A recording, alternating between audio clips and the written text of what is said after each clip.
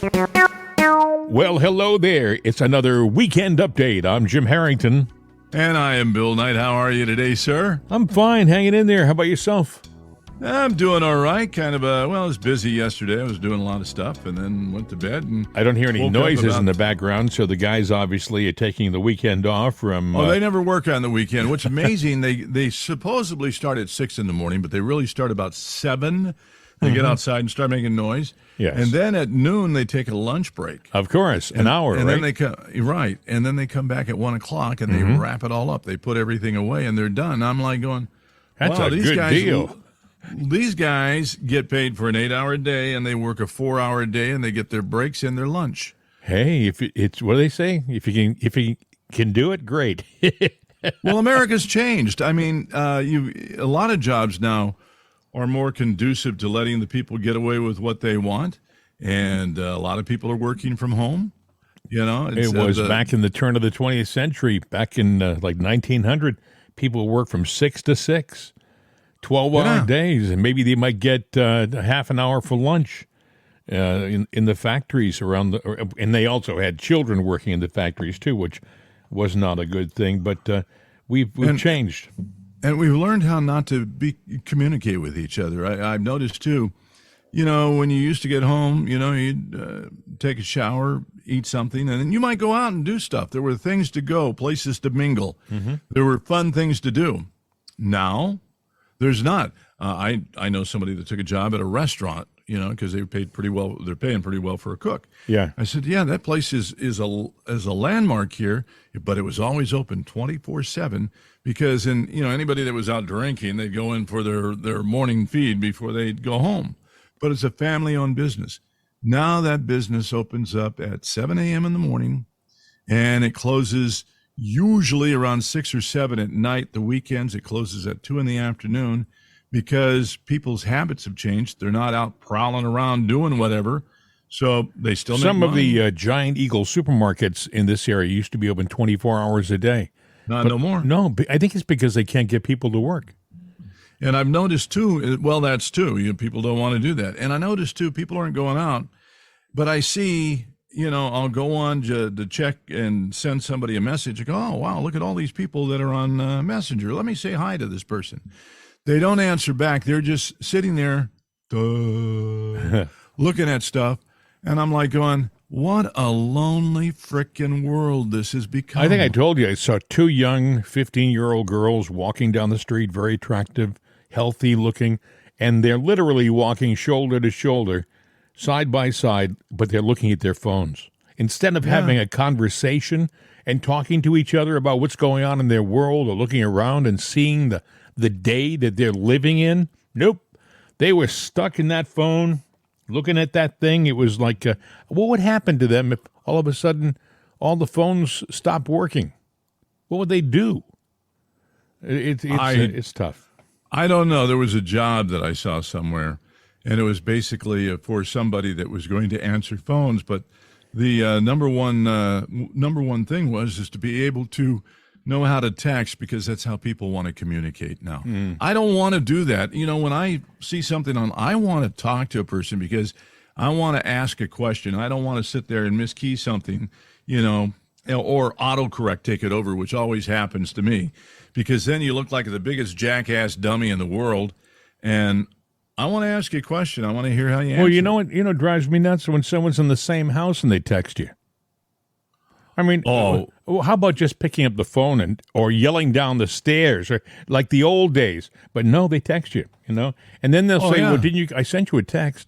Well, I don't always read it, I'm not really glued to the phone. I do now because that's the only way. But then, you could always tell if somebody, you could measure somebody's temperature, their demeanor, by how they talk to you. Sure, intonation. Now you have to figure it out in the text. You send somebody something, and you saw them on, but they turned off or whatever. Did they ghost you? Did they go away? Or are they just ignoring you? Someone sends you a response, one word, right? Great. Now, great. Well, that means they don't care about you. Well, great can be great, or it can be great. I mean, inflection is everything. you know? Yeah. And you can't tell inflection from just reading the word. You know, hey, I did this today and got a raise. Great. Is it great, or great? Yeah, I mean, you don't know what they're saying on the other end, and they expect you to understand what it is they're saying. And then you have type responses like, wow, I just hit it and it types it. But the thing that I understand from these social media experts now, when you get a 1, 2, 3, maybe 4-word answer, it means they don't care about you. They're just kind of hoping you fade away, you know. So Yeah. the short answer, that's what they're doing. You know, don't bother me. You know That's what else that drives really me means. nuts? Speaking of driving me nuts, I have an autocorrect program on my computer. It'll tell you if you're doing things grammatically wrong, and they'll make a suggestion. What really drives me nuts is when the suggestion is not as good as what you wrote, but it'll suggest it like, well, this is better, and I'll say it's not appropriate. I'll hit ignore. Yeah, rewrite stuff. Yeah. Have you ever typed something and you didn't look and it corrected it for you? Oh, sure. See, that's one of the other things of social media is that you need to spell check and make sure it's right, because if somebody gets something that's all, then that says you don't respect them. And I'm like going, no, it says that my damn phone was sitting there, rewriting what I said, or I got fat frickin' fingers, and it's like, come on, I'm not a thumb typer. I see people, I'm going like, well, that tells me that that's all you do. I don't, and that's that. I don't like this. Now, I don't know. My form of communication, and neither one of us, we go, because we're old school. We're not that old, folks. And the simple fact is, but the world has changed that quick. We grew up with this stuff. We've seen it grow. And I think, COVID really took it and pushed it. But I got a warning for you folks. I'm sorry, Bill. Go ahead. What's the warning? Well, I was just going to say, the warning is COVID now is technically 3 years past. Yes, there's still stuff about it and threats of it again, but the simple thing is, get out of your COVID coma and get back into life, because that is what works and that's what counts. And things are slowly picking up. Yes, the world has changed, but don't be sitting there, a mole. That's just sad. I was watching a movie. I forgot which one it was recently. I think it was The Peacekeeper or something. It was filmed in 1997. And I forgot how much technology we had in 97. We had a lot. We had cell phones and all those wonderful things, but Had that in the 80s. but I remember them getting email, and the computer went, "You've got mail." Remember that? Remember that, how the little message would come out? The little message would announce, "You've got mail." Didn't they even put that in a movie, Harry Met Sally or something like that? Probably. You got mail. Ding. Yeah. But that was like a big deal. And there was a story behind the guy who did the voice. You got mail. I think he was one of the engineers or something. But it became the sound that was synonymous with email back in the late 90s and early 2000s. Now we kind of laugh at it. And as a matter of fact, I think in a lot of ways text has taken over what email did back then, Yeah, it has. But now major companies have to have that social guru and texting guru, because it's the only way business can survive and compete in this day and age. And I know people very close that are close to me. I like to talk. They don't want to talk. They want to text. And I'm going like, you don't convey, to me, it's a one-sided conversation, especially with somebody like me that doesn't like to text. Then all of a sudden you're sitting there and it's a one-sided conversation. And I communicate with words, because even if I don't see your face, I hear your tone. I hear your inflection. I can feel what you're saying. I get the sense of it. Even if you're not conveying the words you want to say you're excited about something, no, it's not something you really want to do, I can hear it. You know what's going to happen in the not too distant future? Text will be taken over by AI. Yeah, we will transmit from brain to brain. Well, no, I think we'll still use phones, but you'll talk to your phone. It will then maybe like read it back the way you want it read back. They will get a message, but it will probably be read to them. Hi, Bill. This is so and so. Hopefully things are well. Going to get back to me soon? There will be intonation. It'll be AI intonation in the future. It won't be See, I don't just like that. text. Well, listen, but everything's going this way. Everything is going towards artificial intelligence and technology.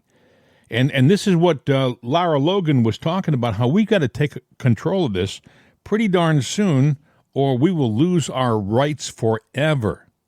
It'll be gone. Well, but the next step after that, it talking to you, is why do you need to talk? When you have the AI in your brain, it can have like a Bluetooth in it that can seek out, people that you like. Well, then the only privacy that you have in the world, the only privacy you totally own, the inner privacy will be gone. If you allow them to put a chip in your head so that they can monitor what you're just thinking. saying. No, I'm just saying the only privacy you are guaranteed, your inner privacy. I mean, you talk to a prisoner, right? He's 24 hours a day. He works for the man, as they would say. But when he's in his cell, right, in his head, he still has that inner privacy. And you could be arrested for your thoughts. You could be convicted for your thoughts. That's true. Well, I'm sitting there thinking, yes, I didn't do this, but had I would have done it this way. you Boom. could be arrested. I'm sorry, Mr. Knight, you're arrested for thinking about that. But then you could have been the guy that did it, and you thought about it. Oh, they didn't find me. Speaking What of are they coming over here for? conspiracies and stuff Yeah, like that, okay. I was thinking about something yesterday, and I'm not the only one thinking about this. A lot of people have thought about this. It's actually kind of trending on the internet. But this submarine that went down, they lost 5 people tragically. That's what we're told. Right. There's a lot of things that make you go, I mean, things that don't really add up. For example, the Navy supposedly on the very first day of the submarine's launch, supposedly heard the sounds of an implosion and didn't tell anybody. Even if it was top secret sonar, which sonar has been around for a long time. It's not sonar, I don't believe. But go ahead, Bill. Whatever they used, okay? Mm-hmm. The technology to hear something implode in the ocean and even pinpoint it has been around for a while. Even if they got something new and sophisticated and used that as a cover story, that was Been around till lie. the late 30s, the sonar. But you're right. So why didn't they speak up? That is What they that have- is something that got my attention. I don't know why they would do that. They have undersea listening stations all around the base of the Atlantic. Sure. And they're not manned, they are remote listening stations. Yeah. And they can pinpoint where, and they will put there to determine where the submarines from the enemy were, Right. And so they hear this thing go crush, and they knew it happened. They didn't tell the Coast Guard. Coast Guard, like a bunch of fools, are going out doing press conferences saying we still have hope, when in reality, the Navy didn't have hope. The Navy knew that something was up. So, but here's the thing. Let's be hypothetical here. Let's say hypothetical. Okay. We've been told, for example, that the borders are safe and secure, right? All right. Our borders are safe and secure. Nothing to see here. Just move along. When in reality, we know that our borders are far from safe and secure. We've been told that the elections were honest and above board and nobody should question them. I mean, heck, what are you doing being an election denier? So that's another thing that we've been, told to be quiet about. Just about everything in the Ukraine, every week they were on the verge of victory, and yet they've yet to come even close to victory. But they need more money in the Ukraine. Oh, yeah. There's a big story that's working on the Ukraine and Russia right now. But We had President Biden say that we got out of Afghanistan in a dignified fashion. He did say things like this. that was a lie. He painted a different story after it happened, even though we saw how they left. So everything that they told the world for years that they believed in Taiwan's what they said, independence, self-governance, and all of a sudden, last week, Tony Blinken says we're not in favor of that at all. And I'm paraphrasing, but he came out and he said it in a press conference. So we've been shoved a lot of mistruths. I won't say lies, even though you probably are thinking that.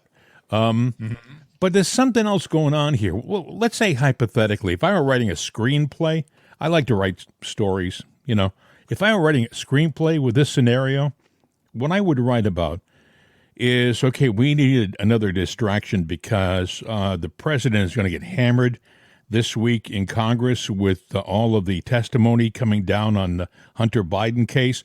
They're gonna throw evidence out there that he was talking and dealing with the Chinese, and we just can't have the country paying attention to that. So what do? Well, let's go to our intelligence people and see whether they have any things any stories they can put out there that will deflect the media. Okay, so somebody in some room somewhere says, okay, let's take that submarine that they're putting over in the North Atlantic going down on the Titanic. Let's for the sake of a story, let's pretend that it is lost. Okay, I mean, we can get several days of media coverage. It'll be very dramatic, and after a few days, we'll end it tragically. And we won't be able to recover any bodies, so there will be no proof that it was. We don't even know for sure, folks, honestly, as a country, whether there was anybody on that. Well, that's true. Have you ever heard of the people before I've never heard of those people until all of a sudden this story started. Now, again, this is the writer in me. If I were writing a script, I would say, even if they got into the submarine and you waved goodbye to them, who's to say they went to the bottom?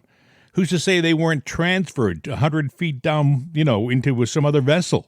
They have vessels. They went down on the left side of the ship and surfaced on the right side, and you didn't see it. I don't know. Well, they could have. They could have gone 300 yards up to another vessel and surfaced and emptied it, and then they could have disposed of the Titan. Just let it sink as an empty vessel. I'm just saying, we're taking a lot at face value. You know what really drove me nuts about this story? I'm going to play a little clip. This is Sandra Smith. This is, I guess, the day before they found out, quote, what really happened to it. This is Sandra Smith on Fox. Listen. Of a passenger on board the Titan. The relationship to two Titanic victims. Many of us have probably read about this along the way.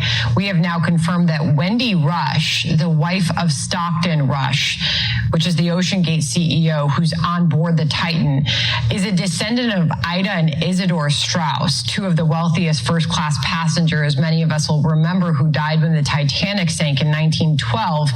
Wendy Rush is the great-great-granddaughter of Ida and Isidore Strauss. He was a co-founder of the Macy's department store in New York, and Rush is descended from one of the couple's daughters, Minnie Strauss, who married Dr. Richard Weil, and their son's son, Dr. Richard Weil III, is Wendy Rush's father, again, the wife of Stockton Rush, that OceanGate CEO there. The Strausses, you'll remember, Brad, for many of us who have studied the Titanic history, and many of us more recently now, the Strausses are remembered because they chose to remain on the ship, on the Titanic together, as Ida Strauss refused to get on one of the few lifeboats as crews were trying to save women and children. Paul Kurzman, a great-grandson of them, has also told Fox News James Cameron's version of the Titanic depicts their love story we can all remember. Okay, I have a bridge in Brooklyn that I would like to sell you. Now, I do have ownership of that bridge because I was a descendant of the gentleman who built the Brooklyn Bridge, and he never really deeded it to the city. So it actually was his bridge. I then have inherited that bridge, and I can sell that bridge in Brooklyn to you, okay? If you believe this, you're gullible. I'm sorry. I mean, the odds of these people being related to the Strauss family are slim and none. In my opinion, okay, in my humble opinion. I mean, this is Hollywood, folks.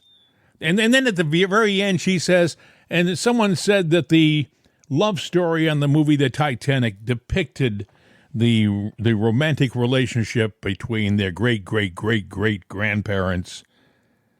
It was all to paint a picture and to tie your emotions into this tragedy. Now, look at, God forbid, if it happened, these people are in my prayers. All I'm saying is we have reason based upon the environment we live in to question everything. We have to start questioning everything. We cannot take stories on face value anymore. As a people, we can't have this dishonest media spoon-feed us this stuff over and over again without thinking. If we don't start thinking, we lose the ability to think. So someone out there right now is saying, oh, what a conspiracy theorist. What a stupid story to think about. Hey, listen, if you had told me ever in my lifetime I would see our elections stolen, that a presidency would be taken, and then to have the media, once it happens, deny it ever happened, I would have thought that's a bad script. Hollywood wouldn't pick that one up, but they, in my opinion, did it. And, we were told that John Kennedy, he was shot by one guy 6 floors up from a corner about 150 yards away. And now they're saying, well, maybe that wasn't the case. Yeah. I don't know, Bill. I think we're being spoon-fed a lot of nonsense. Yeah, and we better start thinking. Just in the news the other day, there was a big vote on that. The top Senate Democrats apparently lied about the pistol. You remember the pistol brace? Mm-hmm. Which, that changes the gun. It's going to be a higher caliber, more killing gun then. Well, actually, a pistol brace does not do that to a gun. It doesn't change the caliber. It doesn't make it a higher, more powerful killing gun. It doesn't do it. They lied, and they knew they lied, but the news took that story and ran with it, and so they got their way with the pistol brace. So when you talk about manipulation of stories and Mr. X, they do it all the time. Elon Musk, on June the 8th, June 8th is before this tragedy happened, okay?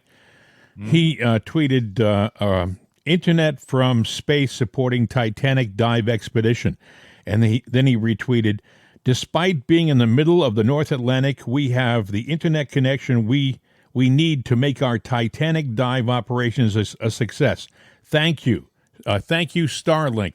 That was from OceanGate. That was the reason why I point this out was all of a sudden, out of nowhere, Elon Musk is tweeting about this event out in the middle of the Atlantic. Don't trust anything on face value anymore. I really mean that. Don't trust people that you may think are on your side. I mean, I'll tell you, the guy who you should trust, in my opinion, whether you like him or not, is Trump, because they're trying to kill him. Okay, they're trying to. Yeah, well, and they say, what's the guy's name? Jack Smith? Yeah. Now, they say, he's going to convict Trump. He's going to do that, but he cannot, and that's what's worrying the Democrats. If they can put Trump behind bars, the one thing they can't do is stop the run for president. And, in so saying that, not John Kirby, North Carolina Lieutenant Governor Mark Robinson, he endorsed Trump for the 2024 campaign. He said, this is the guy, and the crowd went wild. Yeah. So in other words, the people are not buying all of this crap. Yeah. And Bill, another thing I wanted to point out before I forget, I hope I can play this. I'm going to take a little gamble. You watch The Simpsons? They've been around for 25 years with The Simpsons, Yeah, and they've always had this thing to where they predicted the future. Yes. They almost say the guy is he's either psychic or from outer space. He's a time traveler. Well, they did it again. They had an episode about The Simpsons. Joy, searching for treasure with my long-lost son. My dream for each of you is that you find the happiness I feel today. And my dream is to someday wear a real wetsuit instead of one that is just painted on. Mr. Spot. There we go.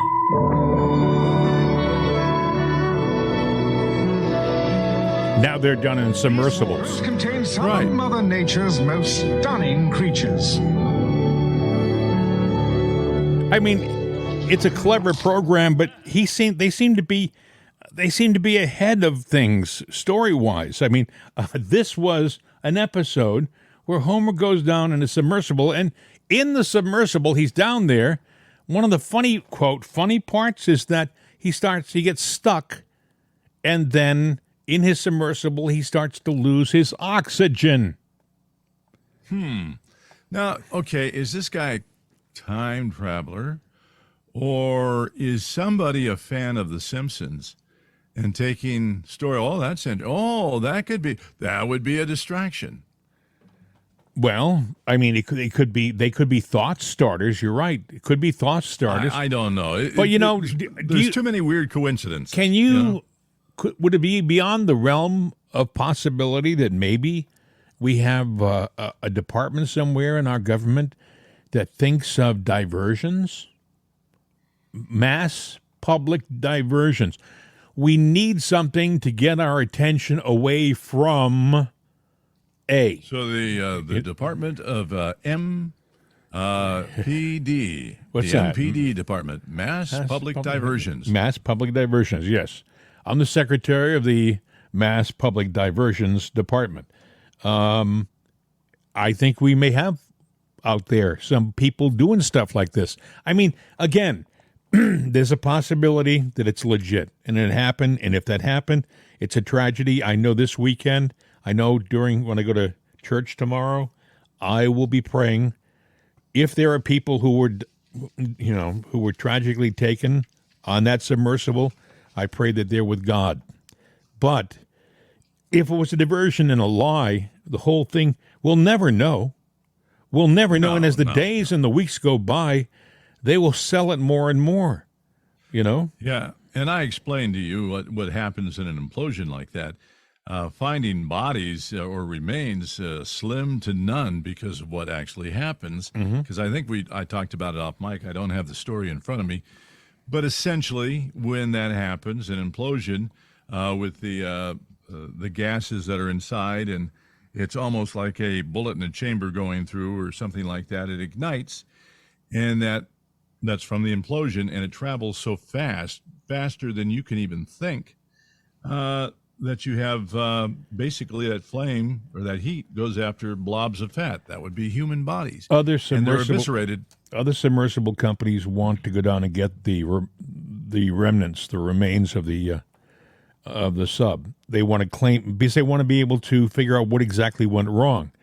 But the people who would do the salvaging are saying, well, that probably can't be done because of the depth, So we may just have to leave them there. Wouldn't that be convenient if it was not a legitimate story to just leave the remains there? I mean, you could never prove that it was fictitious. Well, I think there's probably remains. I think something imploded and was. No, but what I'm saying is that if they brought the remains back up, Bill, they could reverse the problem and figure out what caused it. Right. But somebody may not want that to happen. That's true. I mean, I don't know. Only time will tell how it goes out. But for the immediate time right now, people are still talking about it, guessing about it. And yeah, the conspiracy theories are out talking about it now. And all the while, there's major news stories going on, about the hunters and Joe Biden because, they're trying to take the Hunter Biden tape story and say, oh, this is like Russiagate, the Republican version of it, which is an admission that Russiagate was a real piece of crap. It was a story that was made up. But they're trying to say this about that.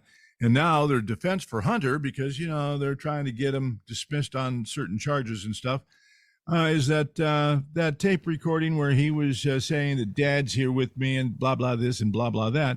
It was a drug-induced moment, a crack pipe-induced moment in Hunter's life. So it wasn't real. You can't take it and hold any water to it. It's just. Yeah, well, if you believe Right. that story. This goes back to the other lie they're telling us, the other lies they're telling us. I see where House Speaker Kevin McCarthy says he backs a proposal by House Republican Conference Chairwoman Elise Stefanik and Marjorie Taylor Greene to expunge from the record both impeachments of former President Trump. He does indicate that he wants this to go through committee. But there's a move out there to expunge, to remove from the record the impeachments that President Trump had to go through. So that would be interesting to see how that works out. Now, Jack Smith has a piece of paper that has nothing to do with his current, anything to do with his current charges that are going on down in Florida, but it does have to do with January 6th. So he's probably worried about it, and everyone's going, why would he have that in there? And that's probably the reason, is they want to sit there and stop that, because I think it should be reversed. It should be overturned and done.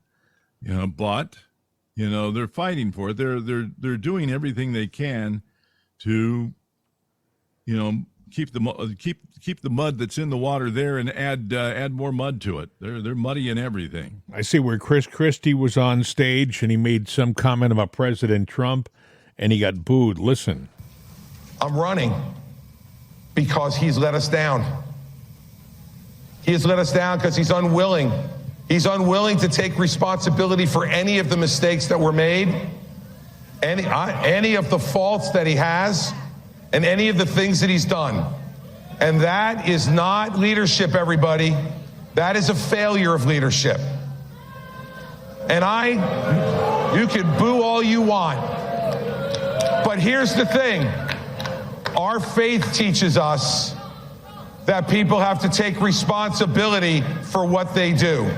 People have to stand up and take accountability for what they do. He's a beached well. Take accountability for eating too many Twinkies there, buddy. And, this guy, he has nothing to offer other than criticism. Nothing to bring to the table other than criticism of Trump. He is a guy who is a vindictive man. I know that a mayor in New Jersey didn't back one of his proposals, and he punished the city that mayor was from. The city was Fort Lee, New Jersey. And this guy, Christie, figured, oh, yeah, you're not going to support me? Well, your city's going to pay. And that's the kind of guy this guy is. This is the kind of guy that says, I want all of the beaches in New Jersey closed down for the pandemic. All of the beaches have to be closed. And then they see him sitting on the beach with his family having a picnic. And that was the reason for my comment. So if somebody's fighting weight gain problems, that wasn't meant, and I probably shouldn't have said well, it. no, I didn't take it personally, Bill. Yeah, but I'm just telling everybody that, you know what, that wasn't about you or anything. As a matter of fact, I was a thin young man, then I became a heavy young old man, and I fought weight gain too. And you talked about that comment that he made about that now they're saying that he was on a drug induced. He didn't really say it with. There are pictures of Hunter at Joe's Delaware house on the same day he invoked his dad's name to threaten a Chinese business associate. So the day he made that phone call and he threatened the associate, he was at Joe's house. They got pictures to prove it. I mean, this is the kind of stuff they're getting caught in. That would be interesting. Was Joe there at the house? Joe was at the house. Yeah, he said. Okay, so if he's, go ahead. There was a picture of him and Hunter sitting in Joe's Corvette. Well, put this in your mind, because if 2 and 2 were there, and now their excuse for Hunter in that one thing is that he was in a crack pipe, drug-induced moment when he did it, and he was in the Delaware house, and Joe was there. Well, that's another bombshell revelation there. If you take that their story, that means Joe was there, and the kid was getting high right there under his watchful eye. It doesn't. The comedy can't get any funnier, is what I'm saying. You know that they're getting close to home when the fake media, mainstream media, starts to ask questions too. Yesterday, they were asking John Kirby, the assistant press secretary of the White House, they were asking him questions, and he wouldn't answer. He just would not answer. He walked out. Yeah, and so Colleen Jean-Pierre took to the microphone, and she wouldn't answer. You know, 4 minutes of doing her little tap dance. I'm not going to answer family matters. I'm not going to answer family matters. Look, we've addressed, the Hunter Biden thing. I'm not going to address that. Family matters. It's very common for them to go to this kind of, event. Family members. I was like going, what a tap dance. But the nice thing that I saw is it seemed like where she'd butt out one journalist, the next journalist it's a valid question. Answer it. Here's Kirby. The House Ways and Means Committee yesterday released documents, their authenticity nowhere challenged. That included a July 2017 WhatsApp message sent by Hunter Biden to Henry Zhao, a Chinese Communist Party official, which stated in its entirety, and I quote, "I am sitting here with my father, and we would like to understand why the commitment made has not been fulfilled. Tell the director that I would like to resolve this now before it gets out of hand, and now means tonight. And Z, if I get a call or text from anyone involved in this other than you, Zhang, or the chairman, I will make certain that between the man sitting next to me and every person he knows, and my ability to forever hold a grudge, that you will regret not following my direction. I am sitting here waiting for the call with my father," unquote. So just a couple of questions about this. First, does this not undermine the president's claim during the 2020 campaign and the reaffirmations of that claim by his two press secretaries since then, that he never once discussed his son's overseas business dealings with him? No, and I'm not going to comment further on this. We're good. I'm not. James, let me save you some. Let me save you some breath. If you're going to ask about this, I am not addressing. I know you do more than I'd like you to have. I am not going to address this issue from this podium. I'm just not going to do it. All right. I'm not going to do Where it. was the president on the day? Thank you. Thanks, guys. Have a great weekend. The father's house. And there he is. He walked off the stage. John Kirby. Talk about a puppet. Talk about somebody who was a mouthpiece for this broken administration. Holy smokes. And he sits there. I'm not going to answer it. I'm just not going to answer. Can you imagine if one of Trump's press secretaries had that kind of response from the stage? We're not going to talk about it. We're just not going to talk about it. They would be screaming. Heck, they'd be attacking the podium. Now, the good news is, finally, others started to speak up. Other networks that are woke started to ask the same questions. So things are starting to heat up with the Bidens, more so than they would like. Yeah, it is, but they're doing their dance the best they can to distract. And don't believe for a minute that something, whether it be this week or next week or in the short time to come here, doesn't happen that's major to take your attention away from the Bidens. Because that business is going to go on no matter what. A train derails, a massive collision on the interstate, a plane falls out of the sky. Martians just landed at Central Park. Hey, and they're friendly. They still have 60,000 pounds of ammonium nitrate that nobody knows where it went, right? So, I mean, that could be an issue down the road.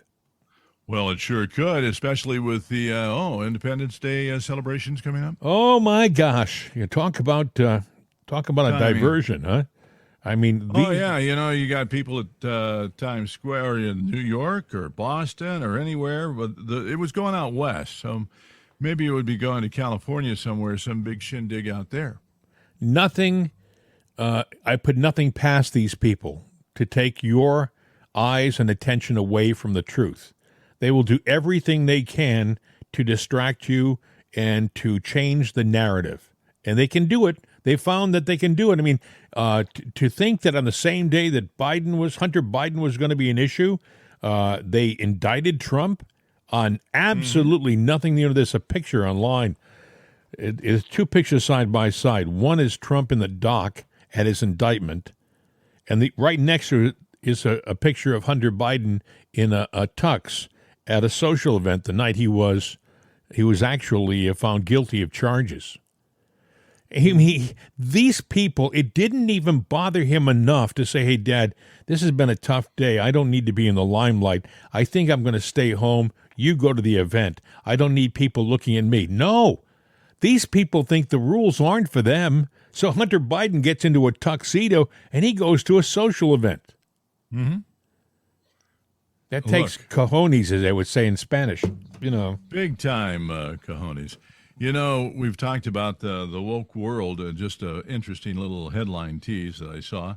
Apparently, though, the woke Grease reboot, which I remember hearing about it. They did the series Rise of the Pink Ladies, canceled after one season. Nobody's watching. Nobody's watching. Didn't Disney just did a Little Mermaid redo?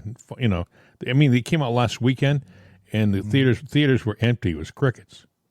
Put a lot of money into it, big promotion, but the main character was either bisexual or transsexual, or it was some woke character. Something that they didn't have to add to the story because it was never implied in the first story, but they had to add it, and nobody went to see it. Don't hold my feet to the fire on this one. The story is true, though. I think it was down in Georgia, is what I'm saying. But apparently, and it's going on in a lot of places. But a transgender, wanted to get their birth certificate changed to reflect what they identify as, and they got bounced in their butt for it's not going to happen. And which I'm just saying. People, you can't change certain biological facts. So don't try. The other thing is, people aren't going to accept everything that you throw at them. The other thing is, I heard a story, and I think this was from Great Britain, where they were making an announcement. They had made a law, changed the rules so that men who think they're women, right, transgenders, cannot compete in women's activities or something like that. And the reporter who read the item on, I guess it was the BBC, said the so-and-so could no longer compete as a woman in the woman event. But it made it sound like he was the victim and not the women who were having a man compete with them, if you know what I mean. What we didn't hear, by the way, another thing that makes me go, okay, we had that tragedy with the submersible and 5 people. Right. How many of you heard about a ship that capsized and they're missing hundreds of people off the coast of Greece? Because that doesn't have the heartstrings of the story they put together with the little sub. We're talking about 700, I think, people who are missing, who are dead, and versus 5.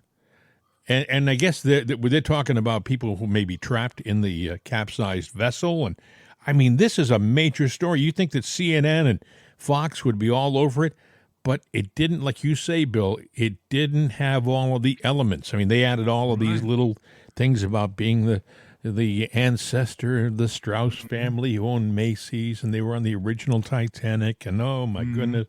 The millionaire and his wife, the movie star. Yeah, it's true. That's but it is. It's all those key elements. Yeah. Right. And it's just a little domino. So there it is. And I don't mean to laugh, but I'm just saying sometimes the stories, and then you tragically lose 700 souls. But these 4 are more important because you're right. Heartstrings and connections to a major story of the past. The boat was carrying 750 Pakistani, Syrian, Egyptian, and Palestinian refugees. So I guess all of those together, the 750 of those people, don't equal 5 multimillionaires. No, I guess so. You don't want to be a refugee on a ship. You don't want to live like a refugee, isn't it? That old song, but. Anyway, it's anything else tragic. to add, sir? Well, let's see here. Well, there's the Wagner military group, which is a mercenary group.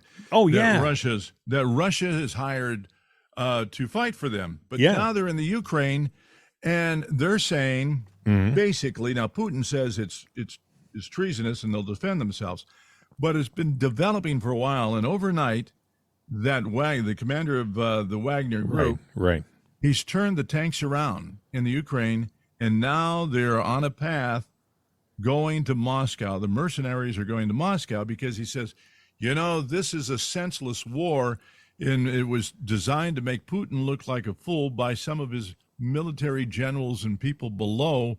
And so that's what he's saying. I think he also said that his mercenaries were attacked by Russian missiles. I mean, they're supposed to be on the same side, and I think that they were attacked by some Russian. Now, here's the other thing: if you hire mercenaries by nature work for money.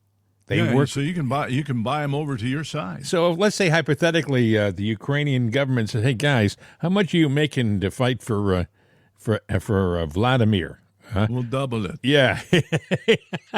We have American money. We will double your money. What else you need? You need a house on the Black Sea? No problem. Some vodka. And, all of us, and just turn your tanks around and drive them into Moscow.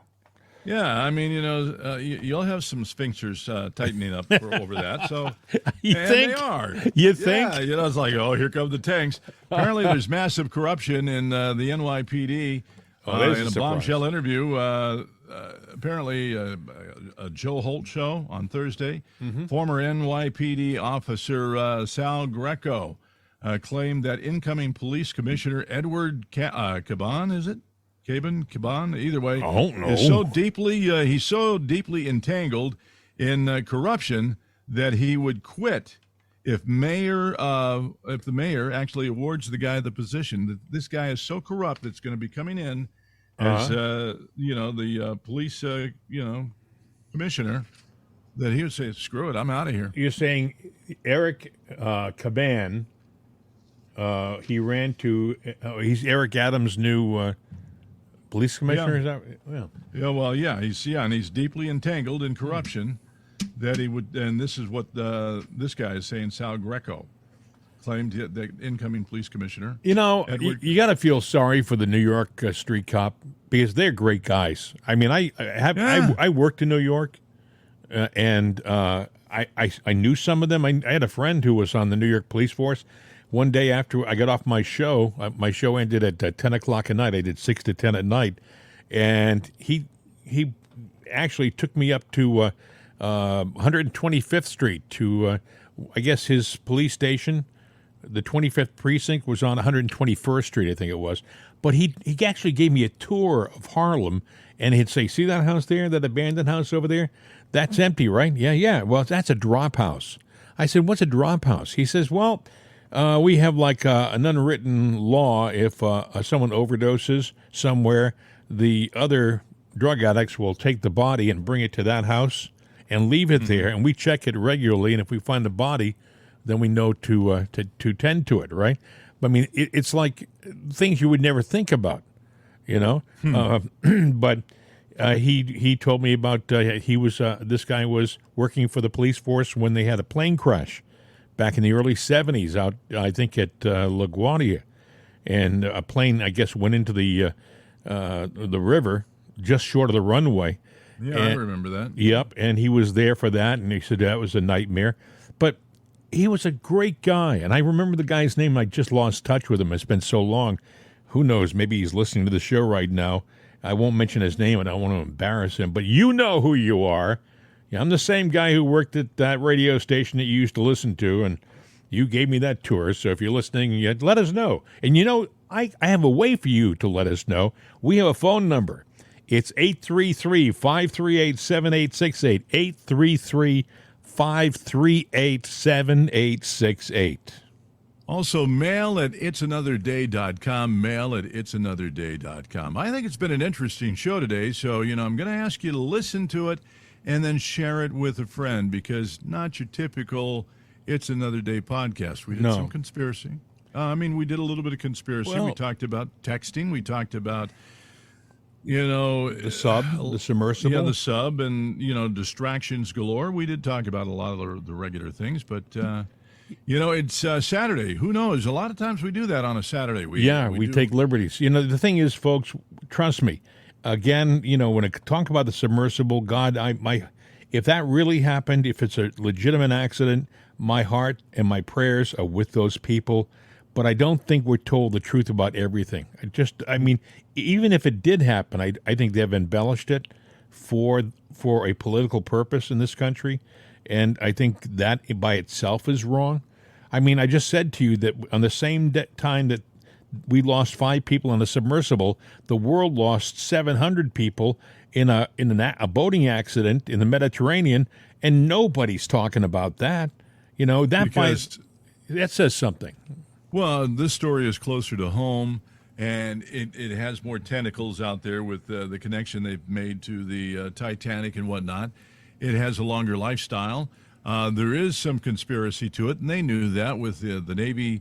We could have turned that search around in the first day if there was an implosion and this happened. The way it apparently did. We could have gotten through the grief real quick, got out of it. You're right. And the families could move on and you could move on. But now we're all trapped in this thing. And, somebody made a comment. I might have mentioned it the other day. They talked about all the negative memes out there. And I said, this is how people deal with tragedy in their life when you're hit with it. Negative memes and stories and jokes. That's how you deal with it. You know, Bill, if it did happen, the real crude thing, if it did happen, if there were the 5 people on this, like they say there were, and if the cruel thing was, if they knew the implosion happened within an hour of the submersible being launched, and they didn't tell anybody, they kept the hopes alive for the families of the victims for several days. All right, and in a court of law, what is that pain and aggravation worth? No, it's That's priceless. suffering. Yeah. If you've ever had tragic loss of someone in your life, it never goes away. But when they sit there, that is like taking your finger and where somebody's got a wound in their chest or something like that, you're taking your finger and rubbing it around. You're poking it. It's like, it's cruel. Let them, just let's address the story, and then give them some space so they can heal. Unless there's something else to say about the story, but see, they had to move on. That says to me they had a reason to let the story linger on because it was taking the oxygen out of the news cycle. All of the oxygen was going to this story and not being no attention to the committee hearings in Washington and the disclosures that were coming out of there.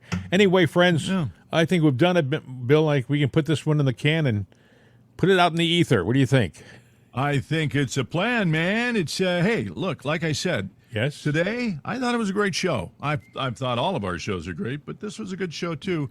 But I think it's interesting enough today that for people that are a little bit, well, not a little bit, way left of what we do, I think even they would enjoy the show because I don't think we picked on anybody today. No. In particular, we picked on everybody. No, we're equal opportunity pickers honors. and you know pickers what? Honors. Yeah, and you know what? Since I love texting so much, you can text me your true feelings. I think I said I hate text. He does hate texting. But when it's all you got, that's all you got because that's how people communicate today. That's true. It's because I can remember when I was a kid thinking that holding 2 tin cans and connected by a string and talking was pretty interesting. Well, that's really, I could hear you. My goodness. Not anymore. Hey, my friend, have a great remainder of your weekend, and we'll do it on Monday, okay? Sounds like a plan. Until then, hasta la vista. I'm out of here.